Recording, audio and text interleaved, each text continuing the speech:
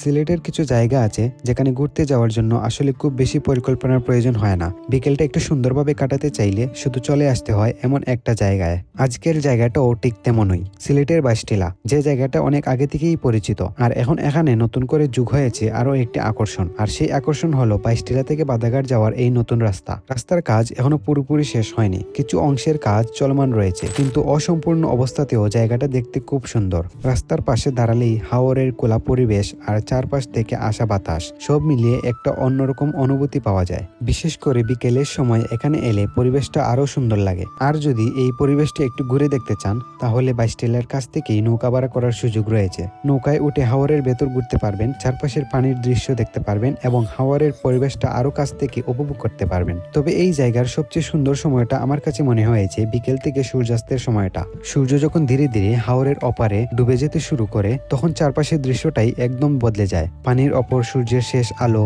খোলা আকাশ আর হাওরের বিশালতা সব মিলিয়ে সূর্যাস্তটা দেখার মতো একটা মুহূর্ত তৈরি করে। বিশেষ করে যারা সূর্যাস্ত দেখতে ভালোবাসেন তাদের জন্য জায়গাটা বিকেলের দিকে আরো বেশি উপভোগ করার মতো। একদিকে খোলা হাওর, অন্যদিকে নতুন রাস্তা, সঙ্গে ঠান্ডা বাতাস আর চারপাশের শান্ত পরিবেশ সব মিলিয়ে শহরের ব্যস্ততা থেকে কিছুটা সময়ের জন্য দূরে থাকার মতো একটা জায়গা। তাই সিলেটের মধ্যে খুব বেশি দূরে না গিয়ে যদি এমন একটা জায়গা খুঁজে থাকেন যেখানে বন্ধুদের সঙ্গে আড্ডা দেওয়া যাবে, চা খেতে খেতে হাওর দেখা যাবে, নৌকায় ঘুরে আসা যাবে আর বিকেলের সুন্দর এই সূর্যাস্ত উপভোগ করা যাবে, তাহলে বাইশটিলা আপনার জন্য পারফেক্ট একটা ডেস্টিনেশন। তো আজকের বাইশটিলার এই ব্লগটা আপনাদের কাছে কেমন লাগলো অবশ্যই কমেন্ট করে জানাবেন। দেখা হবে পরের ব্লগে।